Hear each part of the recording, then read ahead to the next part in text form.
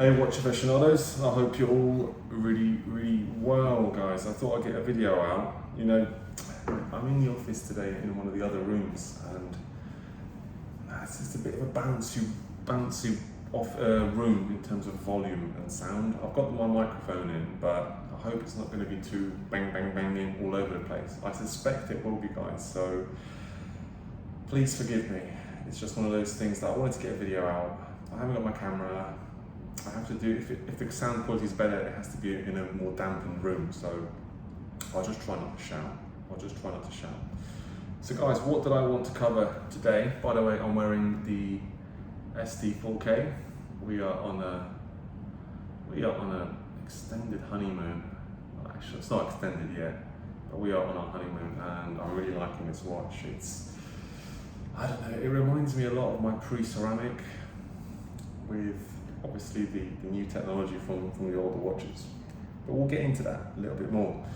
What am I going to cover today? I think, well, let's just cover what I'm going to cover. Let's just say I'm going to be selling some watches, and it's nothing to do with my take on the market right now, which I might do as a separate video. I might do my take on the market during this video. I don't really know. As you guys know, I'm not really scripted. I'm just off the wood. You know, whatever comes off the bat, just say it in the video. But listen, the Black Diver collection. The Black Diver collection grew, obviously, by me buying the SD4K. The Black Diver collection grew. And, I got to the point where it was like Sub Day, SD50, SD4K.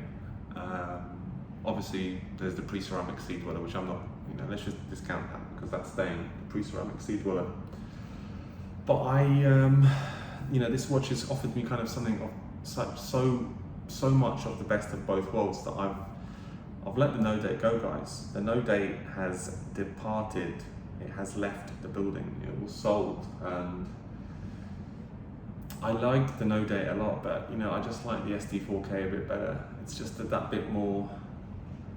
It's a little bit thicker on my wrist, minimally. I didn't really see much of a difference. This has got a bit of a belly on it, but that's it. It slots onto my wrist. So the no date went. Plus, I do like to have a date from time to time. I really do. And I think the next watch on the chopping board, guys, is going to be the SD50. I think that the SD50 is going to be the next watch on the chopping board. I've been wrestling myself with reference to the SD50, but I think having the SD4K, I don't need the SD50. I don't need to collect all the sea dwellers in the world. I'm not a sea dweller orphanage. And having 3 sea dwellers right now, the 16600, the 116600, and the 126600, I just don't need the 126600 anymore. This gives me the new tech, and I think it's just it's a nicer design. I never forget when I tried it on once many years ago. I never bought it. It didn't wow me, but I think maybe my taste has matured, and I'm just really enjoying this watch. Will I regret selling the SD50 Mark 1 50th anniversary, the true Mark 1? Possibly, guys, but I just don't really need it. I'd rather put my money into something else. Maybe exit that one and buy during the dip something a little bit different. It's just something I kind of decided maybe a week, 10 days ago. I just thought, you know what, I don't need the sea dweller, the no date, and the SD4K. I don't need the SD50 in there with it. I just don't need it. So let me know, guys, what you think in the comment section. I've been in a Rolex forums. I've looked at the SD4K versus the 50th anniversary. Everyone's got their own opinion. There's a discussion of, some say balance. There's a discussion of size, the red writing, etc., etc. But I think it also goes down to the fact that I used to be a bigger guy. And the SD50 never ever felt like, something bothered me. And it didn't really bother me, but there were moments where it started to sometimes annoy me a little bit. I just thought it was a little bit too much metal on my wrist. And losing sort of £20-25 will do that to you. You know, my wrist is still seven and a bit. I don't know what it is now. I don't measure my wrist. I assume it's 7.25, something like that. It was a little bit bigger before, but you know, you just trim down. And I think that's all I've got to say on that subject. So maybe we can cover the state of the Rolex market and what's happening. People saying the bubble's burst and this. You know, I think it really depends on what you're watching, how you think. And it goes to show that we really have been herded like sheep by a sheepdog, which is the grey dealers or the shepherd, into thinking what we're thinking, buying what we should be buying. We've been herded hard, you know, and then some people release things, strategic social media posts about seasonal, it's this time of the year. If anything, that comes across so kind of desperate when you post, oh, it's just, you know, it's a seasonal dip and everything's going to go back to normal. A lot of stuff probably will go back to normal. I would say probably after the summer. I think there will be some stuff going up after the summer. And it's not like falling. It's not falling. I think people are a little bit like, oh, it's falling, it's all crashed. It hasn't really, but I think there is a significant correction happening right now and it's well overdue. Where was this going to go? Seriously, guys, where was this going to go? It was going to go to the point where we're paying 20k for a sub, a black sub. Was it going to go to that, really? I mean, where was it? It reminds me of that scene from Wolf of Wall Street, where Matthew McConaughey, whatever his name is, Matthew and Leonardo are discussing it. And Matthew's like, look, just never let your investors take their money out. Just fuzazi, just keep, you know, taking your commission and just keep telling them everything's going to be okay. And that's kind of what it's been like in the watch world. The big hitters have taken a hit. I'm seeing Daytonas for better prices now. I'm seeing gold infused watches for better price. By that I mean, you know, full precious gold or semi-precious gold in like 2 tones, whatever.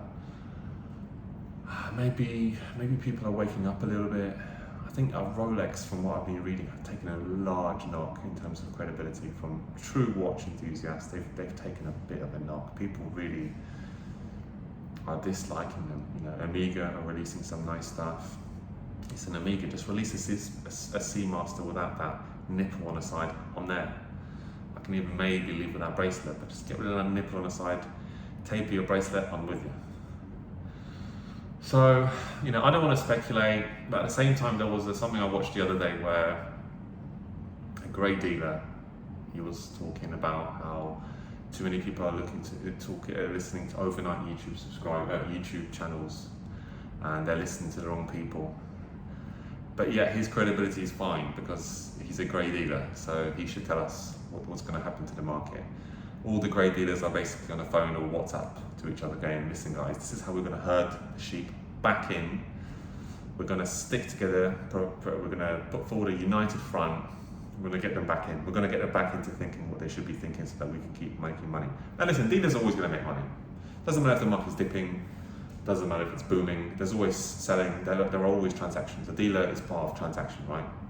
His margin is his margin. So as far as I'm concerned, dealers don't really need to worry that much, apart from those ones who've maybe inundated themselves with stock that they bought at too much of a premium.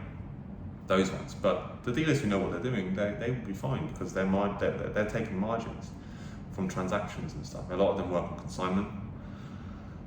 And if they've bought well, they've bought well. But what I've always said is, when it comes to Rolex, don't start falling for the bullshit of buying Datejust at premium, two-tone at premium, precious metal at premium, and it's gone that way. And you know, there was such an overspill of demand from the core watches. There was an overspill, a waterfall spill of demand. People were just buying everything and anything. And now I think the market is, you know, contracting. The demand's contracting. Yeah, there's issues with China, issues with Russia.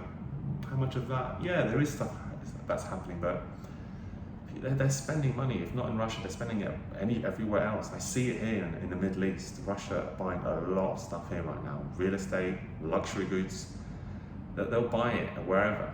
You know, the AD's there. You know, how can they service local customers? I don't know. I think they still can. McDonald's pulling out. You know, that was the first step of bringing down the Iron Curtain, wasn't it? McDonald's launching in Russia. But anyway, I want to speak about that. So, it's like, if we're all in a courtroom and we bring to stand someone to defend a particular topic, and we bring in a grey dealer to take a stand, tell us why everything's going to be okay, tell us why everything's going to be better. Everyone will go, well, this guy has a conflict of interest. Like, we don't want to listen to the conflict of interest. You want to listen to the guys who really don't have much to gain, but yet are really interested in the market. They follow it, they discuss it, they participate in it enough. Their ideas and opinions will count for a lot. As long as you don't get the idiots who are like, that's it guys, the Rolex bubble has burst, it's over, it's finished, sell everything. No, you don't want to do that. You want to hold, right?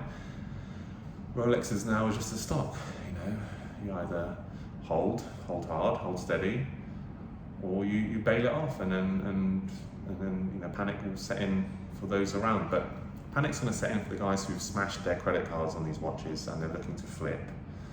Panic will set in for those that have overstocked at the wrong premium. And that's just the reality of it. The people who've always had a good head on their shoulders and gone and always thought, I'll pay a small premium, but I'm not paying a stupid premium. Those people will still be fine. I think if you paid a small, decent premium for a stainless steel sports model, you're fine.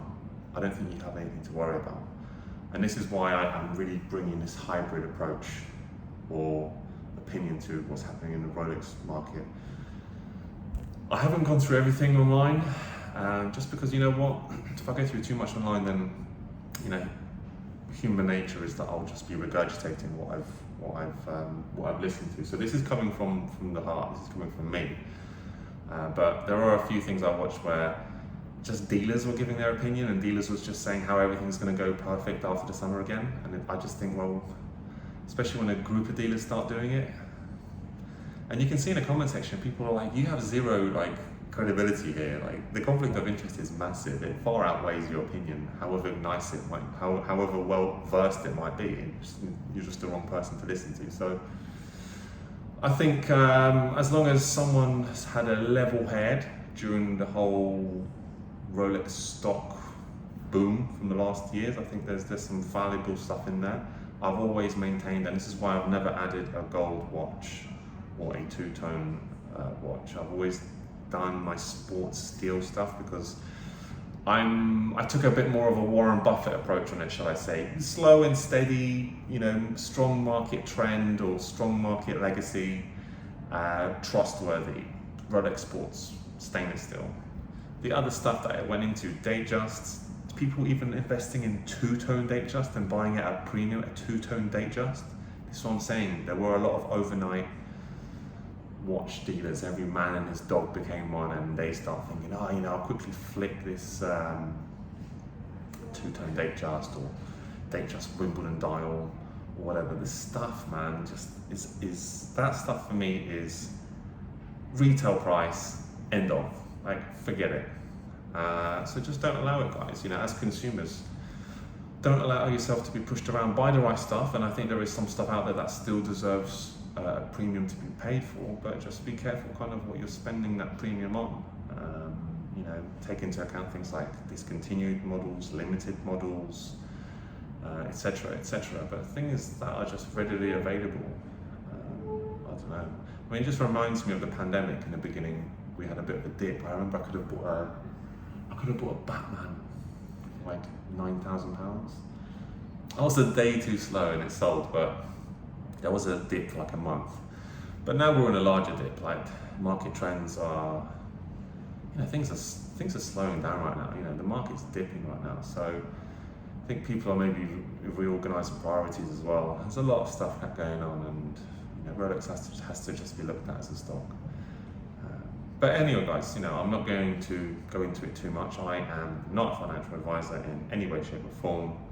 I'm just selling off some watches which I believe overlap too much, and that's my Divers series.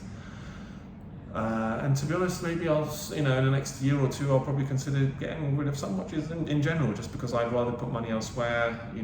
Homes, family homes, all this sort of stuff. So for me, it's like I have a foot in a watch world, but it's not like 2 feet anymore. A foot in a watch world. I've got a watch that I really like right now. We always say right now, but it just does everything for me. So guys, hopefully I'll post something again soon. I need to get ready for a meeting in 6 minutes. This is why I've got my laptop with me. Sometimes when I've got a bit of a heavy meeting, I like to get the chat out of the way before, and usually that's like a YouTube video or something like that.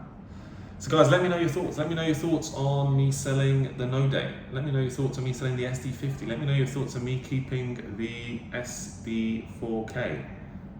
You know, they say it's thick and deep and all this sort of stuff. I mean, it's actually 1 millimeter thicker than a sub, just over 1, because you have to discount the glass. You know, it's a raised glass. There's no point even factoring that in the thickness. Great watch, guys. And the SD50, well, we've had some good times. We've had some good times surfing and whatever else with the SD50, you know. But the show must go on. Thanks, guys. I look forward to seeing what you say. Have a great day. Bye.